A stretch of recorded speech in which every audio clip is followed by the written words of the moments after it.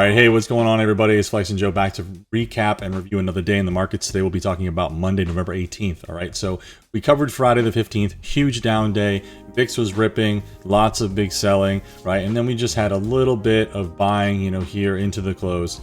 And you can see where we closed here at 24.91 on NQ and 58.97 here on ES. Now, in the overnight session, Sunday night, once we opened, we started to move up. NQ moved up pretty big, 150, 160 points, and then proceeded to chop around.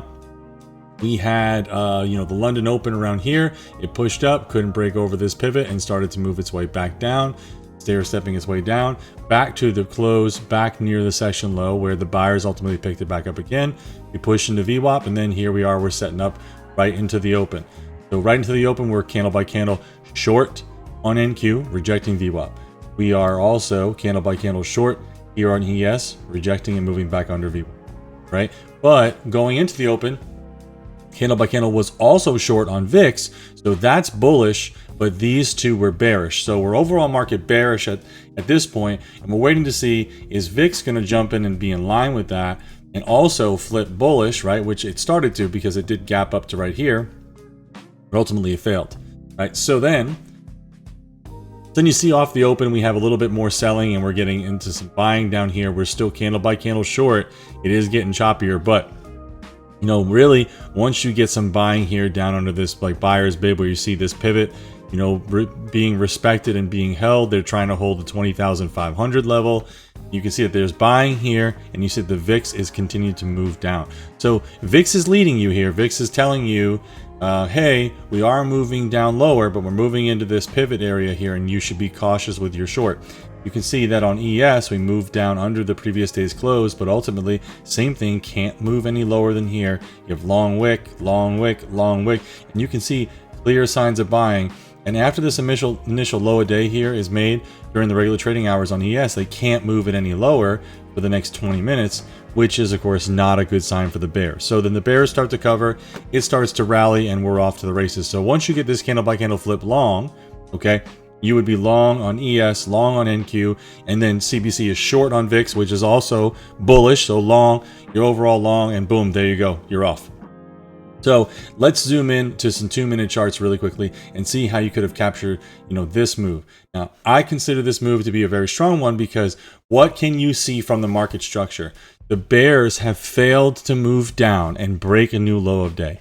From failed moves come fast moves. When the bears fail and you see that the power and the momentum of the market changes hands, that is a very, very good opportunity for you to get in with high likelihood of success. Now, none of this is financial advice. You do your own thing, but go back and back test it and look at the probabilities, okay? So let's go down to the 10-minute chart. What I'm going to do is I'm going to mark right here on both tickers, and then we're going to go down to the 2-minute moment. Here we are.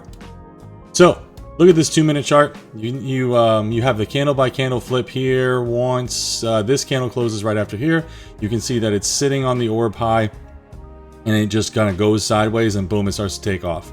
So for those of you waiting for a 2-minute EMA tap, sadly you don't get one until all the way up here, but you had extreme momentum. Sometimes on those trades where you have extreme momentum, you just got to get in and take it.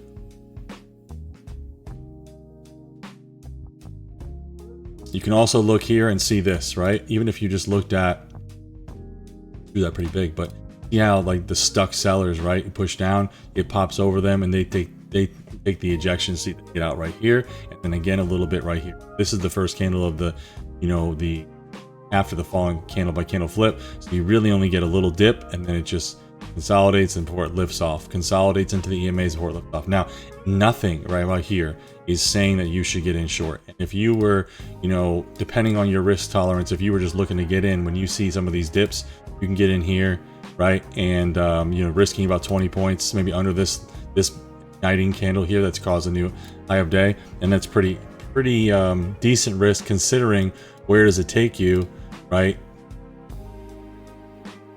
Nearly 100 higher.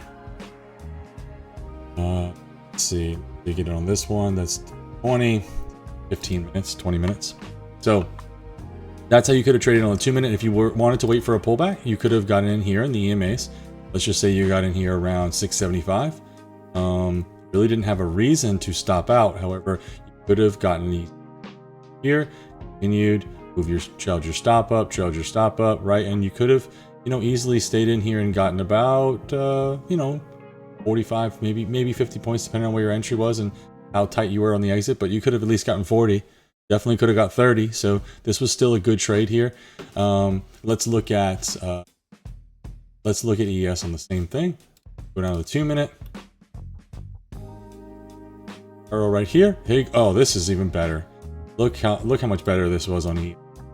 You had right in the EMAs here.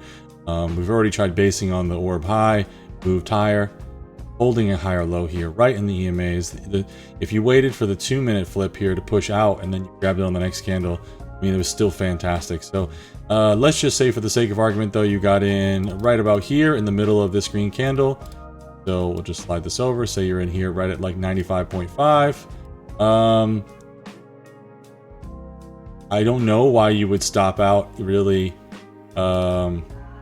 anywhere until maybe if you had a runner, maybe this candle, which is 18 points. But depending on what you were doing, this is a 20-point trade. That's $1,000, right? So fantastic trade there for sure. Really, really good opportunity. So let's go back to the 10-minute really quickly, and we'll just look at here. From there, you had a lot of choppy action, and that's what I want to call out, right? Like VIX made its big move down and just consolidated for the rest of the day. Lots of consolidation, right? And that's honestly, a big part of how the market moves. We had a huge down move on Friday.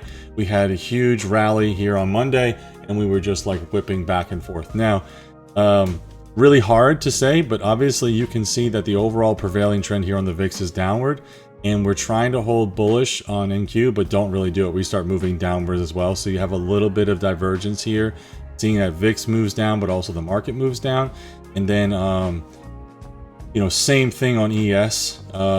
You fail to hold through here, right through this potential higher low. You make it what's a lower high, then you're on VWAP and you're just bouncing up multiple. So VWAP was good risk. It's a bit harder later in the day. The strategy definitely works the best like in the morning, especially as things start going.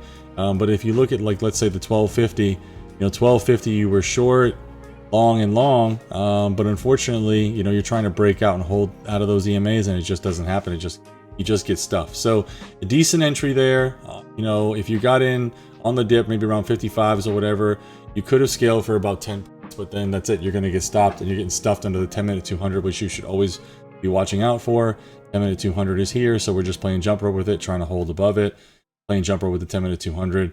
It's pretty challenging, right? So hopefully you guys did well. Hopefully you find this video helpful. If you have any questions, hit me up down below, and I'll catch you guys in the next recap.